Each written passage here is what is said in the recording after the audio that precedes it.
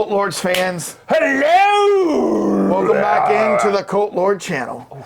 And we are here to do another movie review for you. And this one, Dane, it's pretty creepy. Count Dane. It is Nosferatu. Yes. Yes. And came out at Christmas time. Got a chance to go watch it during the holidays. And now here we are telling you what we think. Come here. You need to make the shadows like, I know. We're going to do a shadow across the screen right now. Yeah. There was a lot of shadowing going on in here. Well, that's because it's, what is the German minimalist? Expressionism, yes. right? All right. Well, if you're new to the channel, thanks for stopping by. Please hit the subscribe button and then hit the little bell next to it. That way you get notified when we have a new video that comes out. And we love likes. Yes, Please, likes. We always need double-digit likes. That's very important for us. It helps us get into better algorithms where more people can see our channel. And then tell us in the comments, did you like Nosferatu? What did you rank it? Did you rank it what Dane and I are about to talk about? I don't know how Dane liked it. He doesn't know how I liked it, so. But we both like bugs. No, me. That's me, right? Bugs? You don't like knock. Oh, okay. Renfield? Oh, okay. All right, well, so after you do that, we appreciate if you would tell us in the comments what you think. So, Dane, what are we having to drink? Well, this is one we've had a long time ago. Villon. I'm assuming is the way it's pronounced, but it is a cognac-based spirit with a bunch of other botanicals added in. So, you brought this. I did. I don't know where the hell you got this from. I can't remember. Where in Hades did you get this from, man? I don't remember. I don't know if it was a liquor store. Drink it. Or Benny's. But it's a cool bottle. This is like what I would think Count Orlok or Dracula would be drinking. But it's actually really good. And the funny thing is, I've been to a lot of liquor stores. Obviously, I've actually never seen this bottle. Yeah. So I don't know if this is still something that is made, but it's from France. 40% alcohol, a tasty beverage. Yep. Like I said. Tell us down in the comments what you're drinking. Dane, have a sip. No, yeah.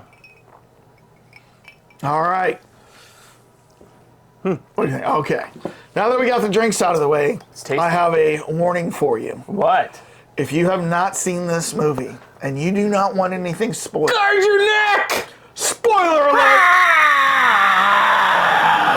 Spoiler alert. So we are about to do our review, and we're going to go deep into spoilers. So if you don't want that ruined for you, hit pause, go see the movie at the theater, come back, hit unpause, and then finish this out. I still would love to know if anyone's actually done that before. I don't know. So, Frankie wants to know. So, Dane, before we get into our scores, we always like to see what the general population thought. Yeah. The gen pop, if you would. Reveal them. So we kind of rely on the bloody tomato scores. Open the coffin. The rotten tomato scores. The rotten vampire scores. All right. What do you think, Dane? And you have not seen these, right? No, okay. I do not want to qualify this. All right. I don't want to be I don't want to get anyone to suck my blood to like change my opinion on something. All right. What do you think the critics gave this? I'm going to go 9.4 on the critics. 94%? Yes. And what do you think the fans gave this? 7.2. 7.2. So you think the critics liked it more than the fans, and you think the fans gave it around a C with a 7.2. Yes. All right. Yes, master. All right. So the critics gave it an 85. Ooh, okay. All right. And the fans gave it a 74%. I was in the range. You were in the vicinity here. So let me just copy and paste that. I guess I'm not super surprised by that. I mean, I thought the critics would be like, this was a faithful adaptation of the movie. Yeah. No, I mean of the original movie from 1922. Yeah, because there was one in the 70s too, right?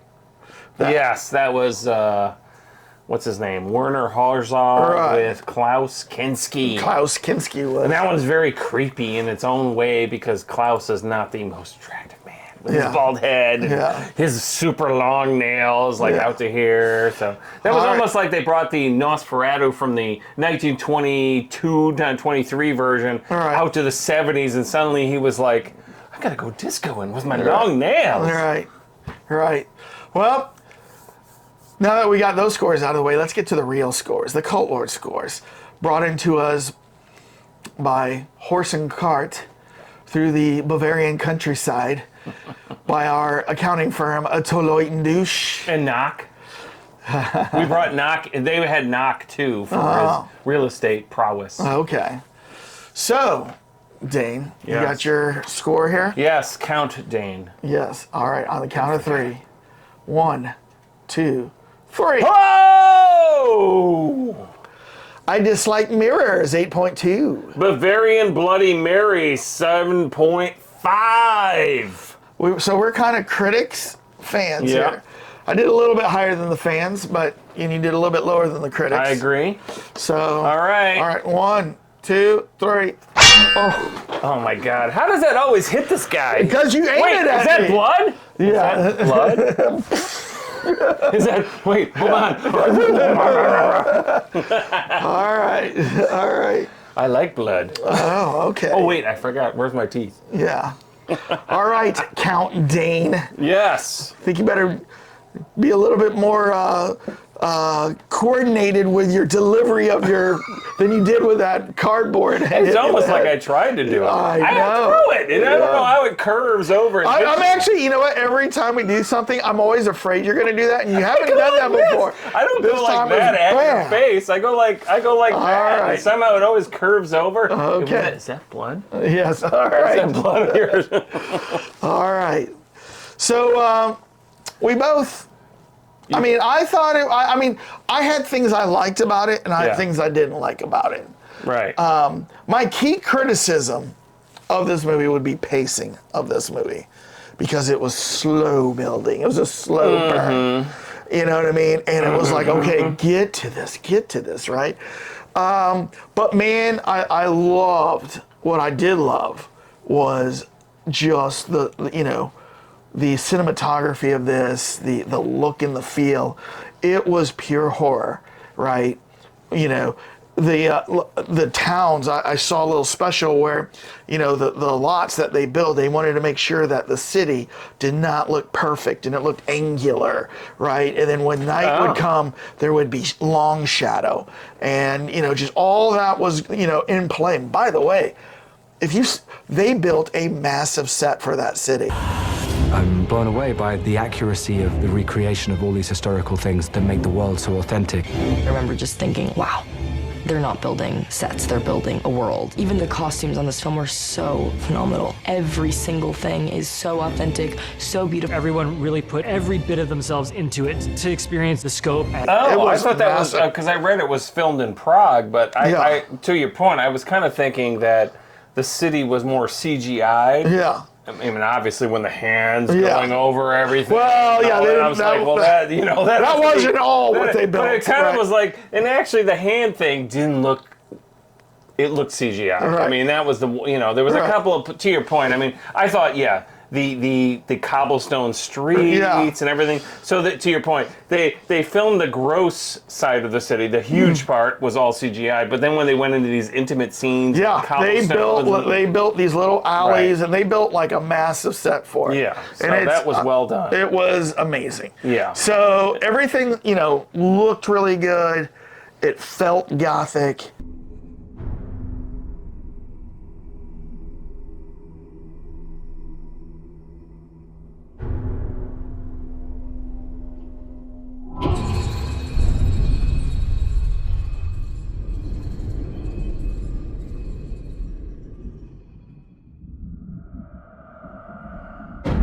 And it's interesting to learn more about Nosferatu in itself. And I'm sure in your research and in my research, you learned the history of Nosferatu coming out and the widow of Bram Stoker suing Do you know this story? Florence? Yes, suing Nosferatu back in the late 20s. Production company. And her lawsuit set a precedence for copyright.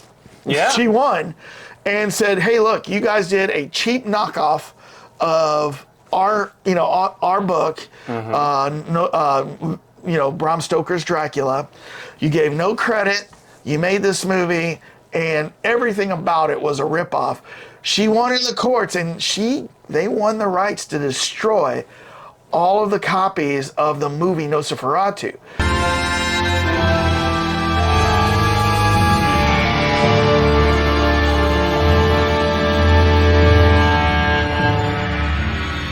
They thought. Now, a couple of those copies stayed hidden for a couple decades until she died and everything. Oh, okay. And then they sat on it. Yeah. Then they re-released these once the copyright was over.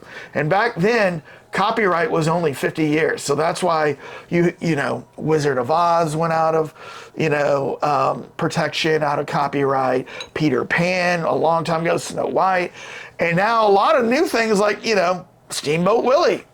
They've extended the copyright now to 70 years. Winnie the Pooh. Steamboat Willie. We're not alone. I heard stories about a monster that lurked in the underbelly of the ferry. After 90 years, he's actually out in the public. Steamboat Willie.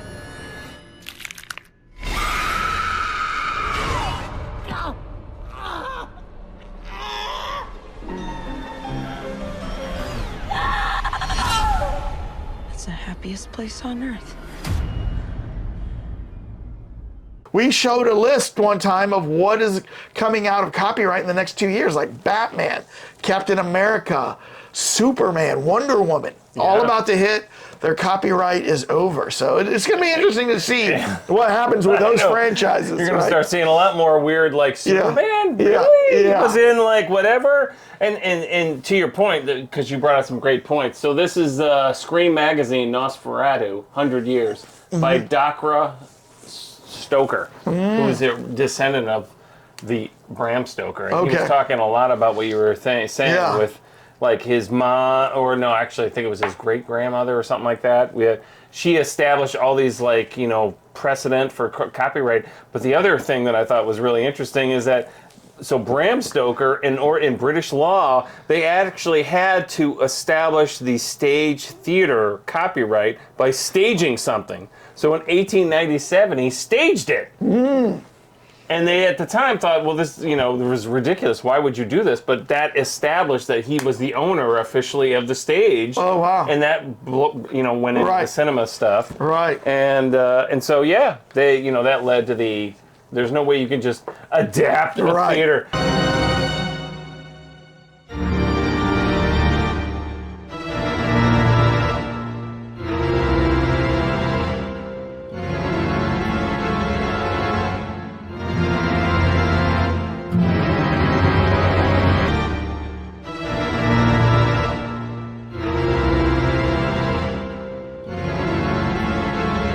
But the thing that I thought was really interesting is, so the origin of Dracula in itself became also, it was crystallized at the same time Frankenstein came out. Yeah, Mary Shelley's Frankenstein. Yeah. Well, but the thing is, so Dracula itself came out with Bram Stoker.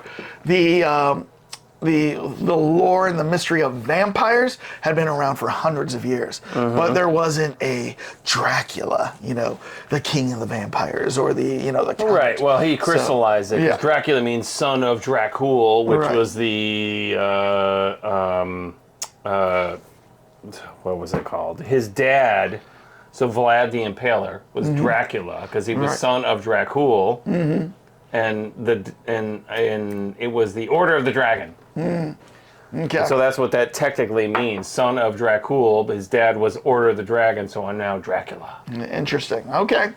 So back to this movie, Nosferatu. So this was directed. Robert Eggers? Yeah, Robert Eggers, who has done 3 other movies before this. He did The Lighthouse, The Witch, which we've seen with Anna Witch, and then Joy The Taylor. Lighthouse in order. Yeah, and then The Northman. The Northman. Well, that, yeah. So he was the director of that. Yeah. So these are his 4 movies that he's done. This is the first one where he doesn't start it with the. There's The Lighthouse, The Witch, The Northman. The Northman. Right. Nosferatu. And then Nosferatu. But I guess when they originally asked him about this, he was, because there's a little bit of a thing about him, he was like, I can't believe I'm going to do Nosferatu as my second movie. So I guess he started it after The Witch, Right. but then he didn't actually produce it or, finish it until after he'd done all these other ones. Well, he did say it was 10 years in the making for this movie for him. Right. But I have not seen The Lighthouse, which I hear I have is not either. amazing. I have seen The Witch was really good, and Yeah. I saw The Northman, which I really liked. So, All right, I agree with you fully. so I need to go and see that Lighthouse movie, which I own. Did you go back and watch the original? Oh, the 20s one? Yeah. No, I didn't.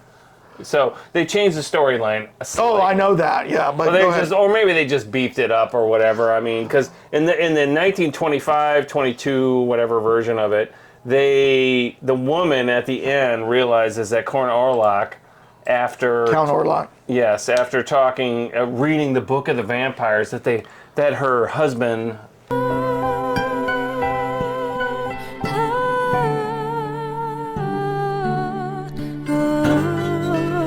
Thomas Hunter. Thomas Hunter, yes. Yeah, and Hunter. so he found and this goes back to the original Nosferatu, where they were kind of like breezing through a lot of the story points. He found a book of vampires at some inn.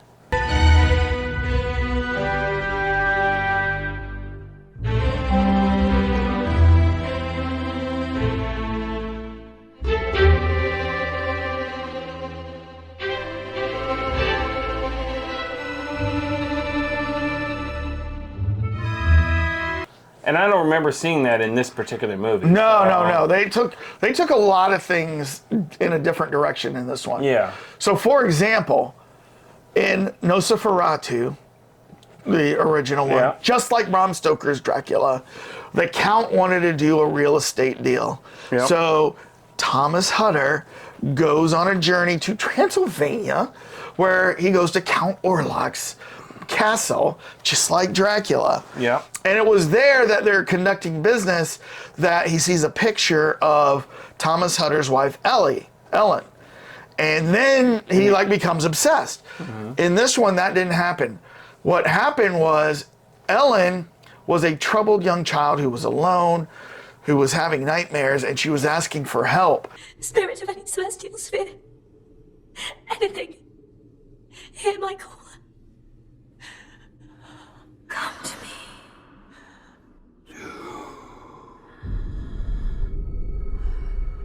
Like she would pray, and somehow the energy of her reaching out, asking for help, telepathically connected with Count Orlok.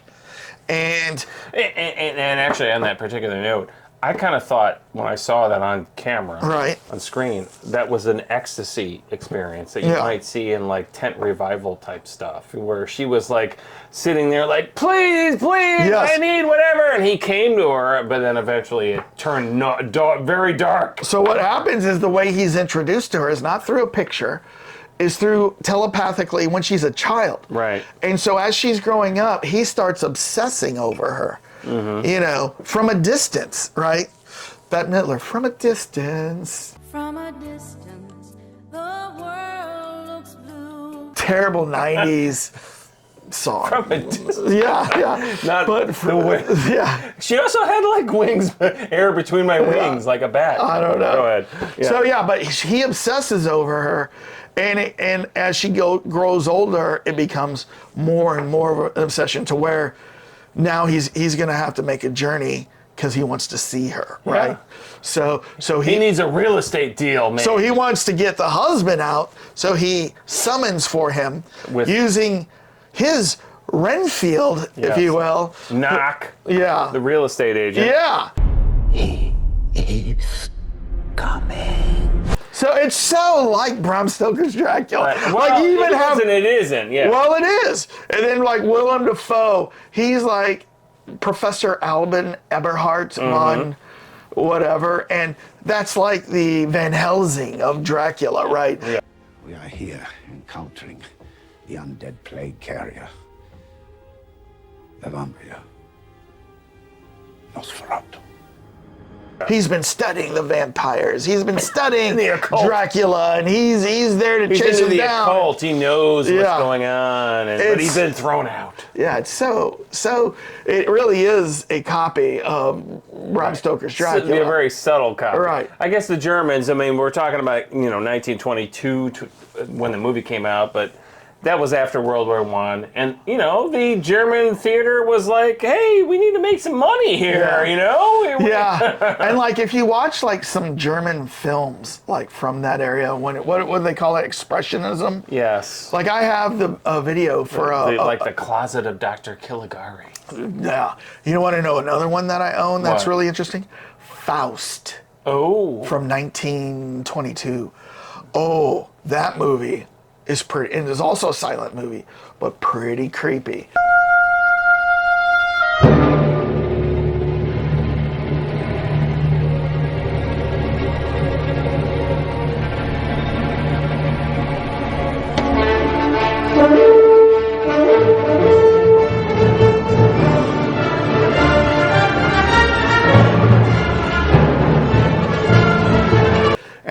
And very much in line with like Nosferatu. So you can see what they were I making think back the then. Germans established creepy. Yeah. Yeah. And this creepy. movie, though, I mean, because I agree with you on that. I mean, when you see the original movie and they made a colorized version of it, we'll show both.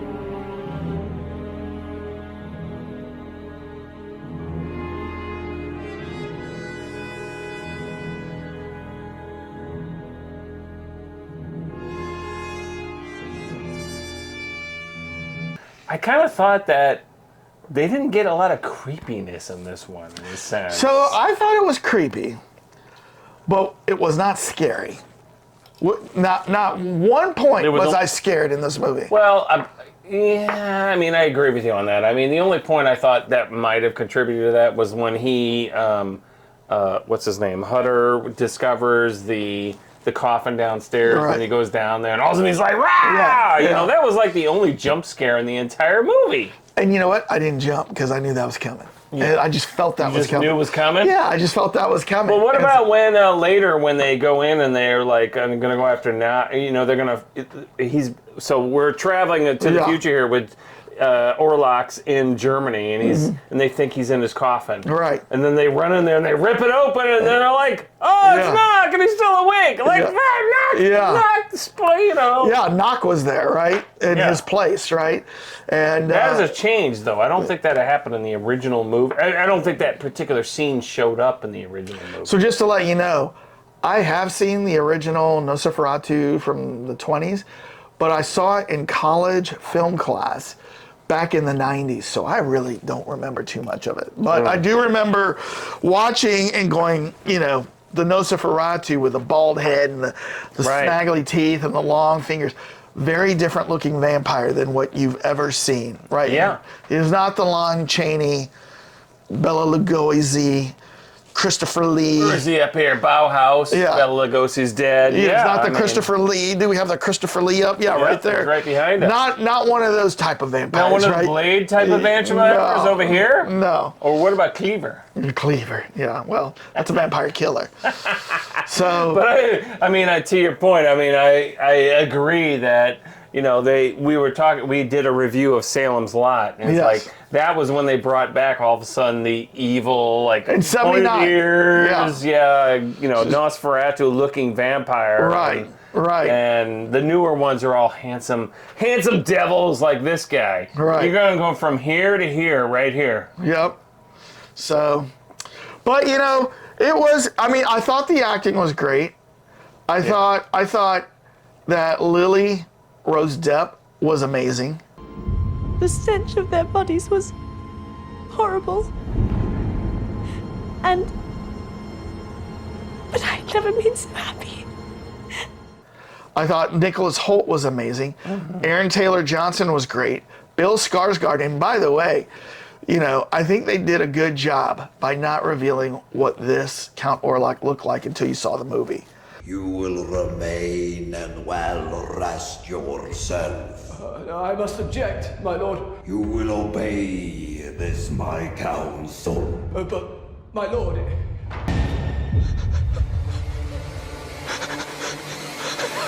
Right? They didn't show him in the trailers. They just show his shadow. And actually, to that point, I thought they should have shown him more. Oh, you mean in the movie? Possibly. But what I'm saying is I'm glad they didn't reveal that in the trailer. Yes, I agree. Because when I saw it in the movie, I was like, oh, that's, you know, you're expecting the bald, snaggletooth guy, then he's got like a comb over, and you know what I mean, or whatever. And he's got the facial hair, and you know, he looks very different, you know what I mean? I mean, he still has the teeth and the eyes, but yeah, he looks very different. Yeah, and yes, and I agree with you on that. I mean, I thought they were good that they didn't reveal that. I thought the movie should have, like, I mean, this is where I went on a little on the low side. I was like, why didn't you guys go a little bit more like full on like attack mode or like, I mean, you know, when that scene where he was like sucking the blood, he wasn't like biting necks as the tip. He was doing it more here. And then there was that one scene where he's almost like in some kind of weird like pumping mode or whatever. And I don't know. Maybe I just felt like if you're going to redo it, do it till it takes it to another level. I just kind of thought, and this is where my comment was, I don't like mirrors. I thought this was basically an exact mirror of the original. Well, I did think it was different, but what I didn't like and what I criticize is the pacing, because the build-up for everything is very long and kind of boring. And I know, like, you know, you don't have to have everything, you know, action from scene 1 to scene 2 to scene 3, you know, like, you know, for a TikTokers, you know, span of, you know, attention, right? And you don't have to do that. You can have a build-up, you know what I mean? And I do like a long build-up sometime, but have some poignant moments in between where, you know, you feel like you've discovered something new, or something you haven't seen, something that scared you, you know, to get to that final third act, which that's when it finally seems to take some life and some energy into it. And I didn't even think about that until you just said this. It's like, you never see Count Orlok really, like, ripping the head off of anybody or completely, like, killing anybody. So that's what I'm saying. There wasn't anything scary. Yeah, there wasn't anything, like, super. It was almost like a romantic poem. Right. Like, you know, Lord Byron has shown up, and he's like, hey, I'm going to write a poem, but I'm not going to scare you with it. Right. To the point where you're like, oh! Well, it's like when I went back and I showed my teenage girls, I said, we're going to watch the 1932 Bela Lugosi Dracula, the original one, right? Come here.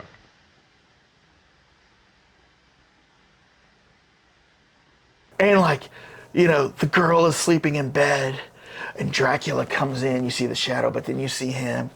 And then you see him like exposing his teeth, and as he's about to sink it into the girl, they go to like a scene of the wall, and you hear a scream, right? And you see a little bit of blood, but they don't show. It's all off camera. It's all off camera, and it's because at that time they didn't want to really shock the public. You know what I mean?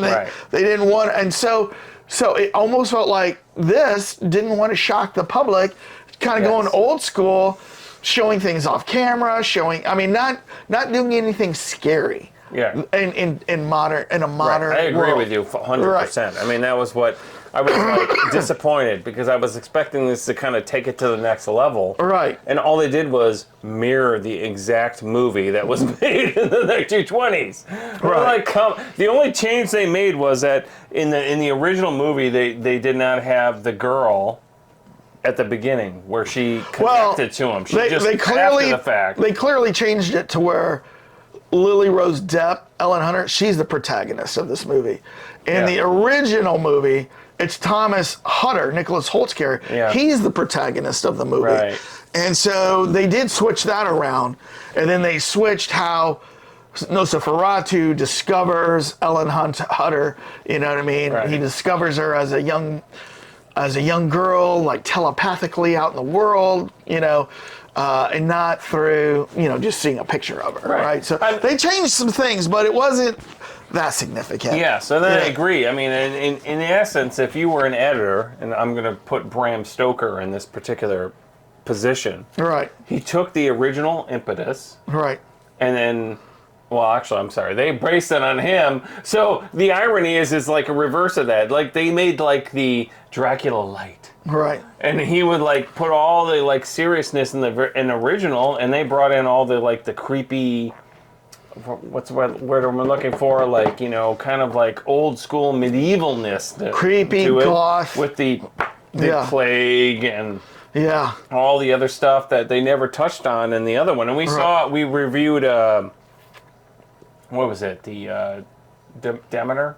Oh, Voyage of the Demeter. Voyage of the Demeter, which in this movie I thought they touched on it. Right. A little teeny tiny bit. Right.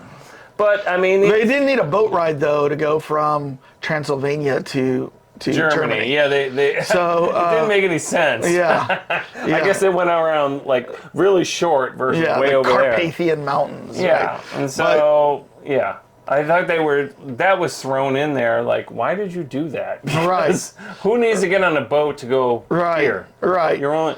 Especially because he could go from his town on a horse. Right. And he was going to be gone for 1 month. Yeah. You know, round trip to go see Count Orlok, right? On a horse. Yeah. So, you know what? It was interesting to see when he got to the kind of the base town in Transylvania, and how they had all the kind of the gypsies there. Yeah. That were like, you know, give us money. And then he's like, I'm going to stay the night, and I'm going to get an innkeeper. Right. And then they had kind of like that dream sequence where he's, you know, they're like digging up somebody who they believe is a vampire, which that really happened in real life. People dug up people and they would put stakes through their hearts if they believed they were a vampire. And a lot of times, who they thought were vampires were people who were buried early from the plague. Oh. And what happens is they would hear like sounds underground of them scraping, like, I'm not dead. Yeah, today is one. Ninepence. I'm not dead. Is that where the bells came from? Yeah, that's exactly like if you saw The Nun. Remember, they would have the bells that you could ring. Somebody! But anyways, they would then go dig them up. I'm not dead yet! They would go dig them up, and what would happen is their skin would start like kind of retracting, and their nails would get longer, and they would scratch the inside, so they would think that was vampire.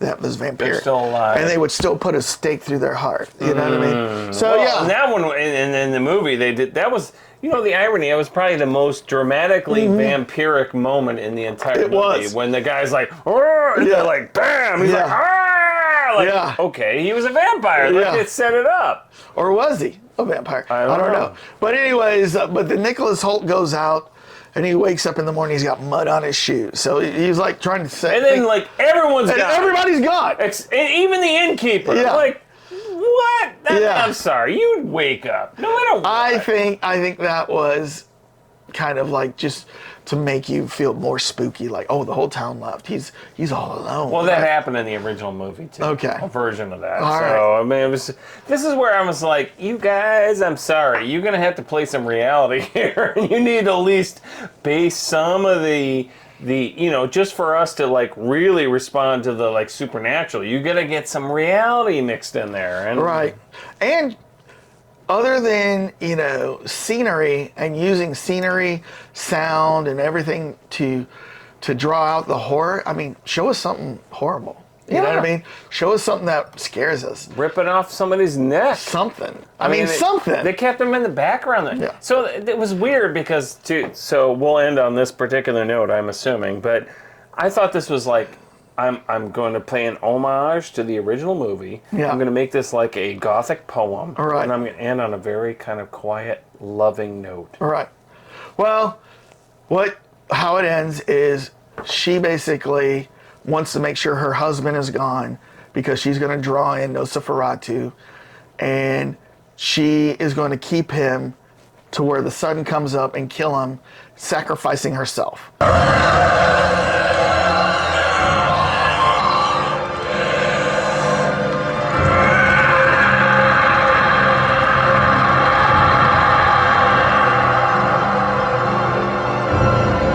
And so that's exactly what she does. They have this weird sex scene. Did you see his legs at the end?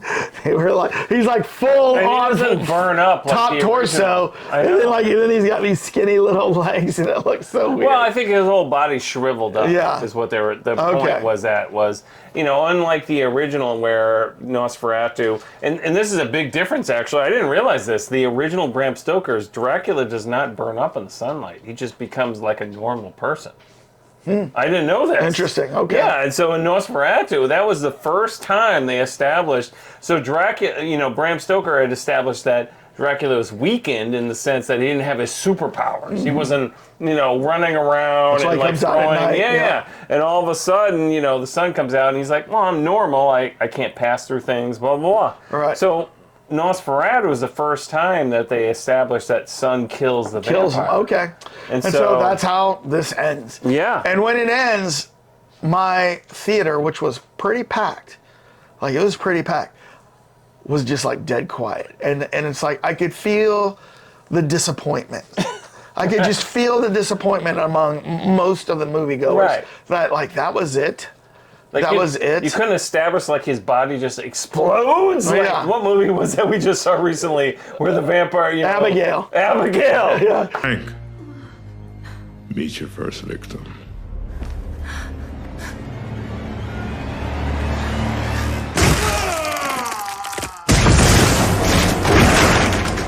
I mean, like, come on. Yeah. And this is where I got into this. Like, you couldn't like juice it up a little bit.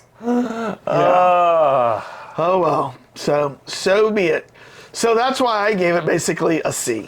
Yeah. And you gave it like a B minus. Yeah, you went lower than me. And I should have went lower maybe. Yeah. After this. I don't know. I'm sure there's people out there that just love this. In fact, I know I saw somebody, like before I went to go see it, saw this girl who's kind of was like a goth chick in high school.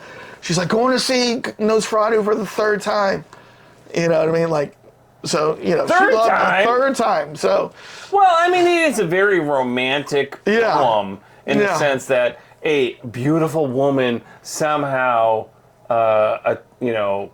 forcibly attracts this grotesque creature who's killing everybody, and then she, kills them by sucking her blood, and then, and holding him until the sun comes. Yeah, I mean, so I like he was about to leave, and she's like, "Oh, you don't want to come over?" And so I understand completely. Yeah. If you were like a romantic goth. Yeah. But come on. You need to, if you're going to remake this movie, you definitely need to take it to the next level. Yeah. And I would have been much more impressed if he blew up in her chest. Yeah. When Nicholas Hoult runs in, and he's like, ah, boom. Yeah. I mean, that would have been a whole nother movie. I would have actually given it like a 9.2 at that point. No, there was too many issues for me, but... Well, so there you have it. That's how the Cult Lords felt about this. How did you feel about this movie? Did you like it more than we did? Did you like it less than we did? I'm interested to hear what you have to say. Put it down in the comments after you hit subscribe and like. And if you do comment, we will reply to your comments. So, and if there was something we missed, something we, didn't understand quite fully after our first viewing of this movie, and possibly your last viewing of this movie. Yes. Tell us down in the comment what we missed. We'd be very interested to hear, what you have to say. So, Count Dane, how do you want to get us out of here? Is that a little blood on your neck? No. I'm so alone. God help me. Peace out, everybody.